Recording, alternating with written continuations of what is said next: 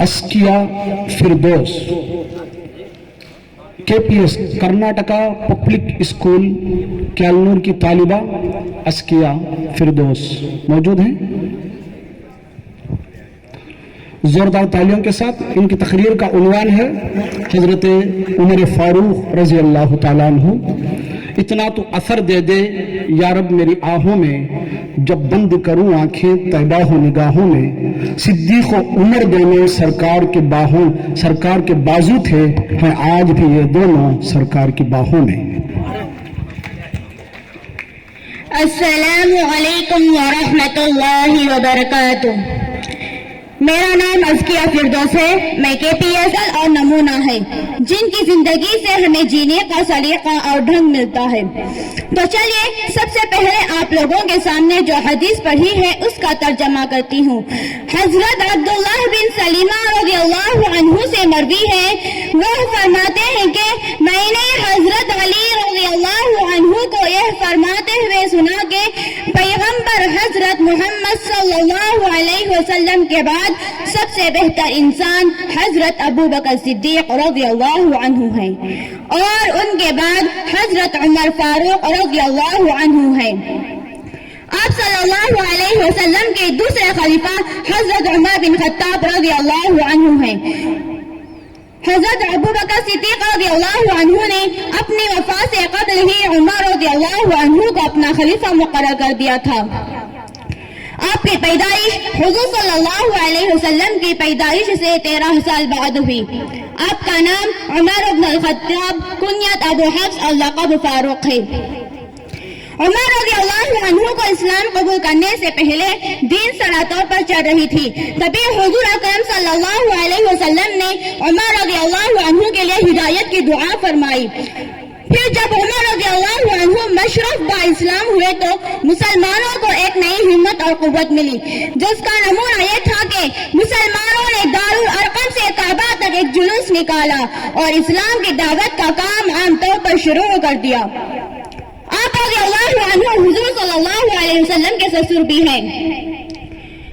आप रज़ियल्लाहु अन्हु की बेटी हफ्सा रज़ियल्लाहु अन्हा की शादी हुजूर सल्लल्लाहु अलैहि वसल्लम से हुई थी। हुजूर सल्लल्लाहु अलैहि वसल्लम आपके दामाद थे। एक बार हुजूर सल्लल्लाहु अलैहि वसल्लम ने फरमाया, ए खत्ताब के बेटे, अगर तुम किसी रास्ते में दाखिल हो जाओ तो शैतान उस रास्ते को छोड़कर दूसरे रास्ते में दाखिल हो जाता है। सामईन किराम, सय्यदना उमर फारूक रज़ियल्लाहु अन्हु का शुमार मक्का मुकर्रमा के चंद पढ़े लिखे लोगों में होता था, लेकिन वह भी उसी अरब मुआशरे का हिस्सा थे जहां पैगंबर इस्लाम को नबूवत से पहले सादिक और अमीन कहा जाता था और ऐलान नबूवत के बाद नऊज़ बिल्लाह साहिर, शायर, काहिन और न जाने क्या क्या कहा गया। चुनांचे एक रात बैतुल्लाह के सामने पैगंबर हजरत मोहम्मद सल्लल्लाहु अलैहि वसल्लम ने अपने हाथ उठाए हुए दुआ की कि ऐ मेरे परवरदिगार, अमर बिन हिशाम और उमर बिन खत्ताब रज़ियल्लाहु अन्हु में से किसी को इस्लाम की इज्जत का जरिया बना। चुनांचे अल्लाह ताला ने दुआ कबूल फरमाई और हजरत उमर बिन खत्ताब रज़ियल्लाहु अन्हु को ईमान की दौलत नसीब हुई और अल्लाह ताला ने इनकी जिंदगी का रुख ही पलट दिया और वह इस्लामी तारीख के अजीम इंसान, बेमिसाल हुक्मरान और कायद, नबी की जानिसार, सहाबी अमीर और मोमिनीन, अदल और इंसाफ, हक गोई और बेबाकी के पेकर हजरत उमर फारूक रज़ियल्लाहु अन्हु बने। उनकी जिंदगी तमाम लोगों के लिए एक बड़ी नेमत है। बिलाशुबा हजरत उमर फारूक रज़ियल्लाहु अन्हु ने ज़ाते गिरामी से इस्लाम और मुसलमानों को बहुत कुछ फैज़ पहुंचा, लेकिन उनकी जिंदगी सिर्फ मुसलमानों के लिए ही नहीं बल्कि तमाम लोगों के लिए एक आइडल है।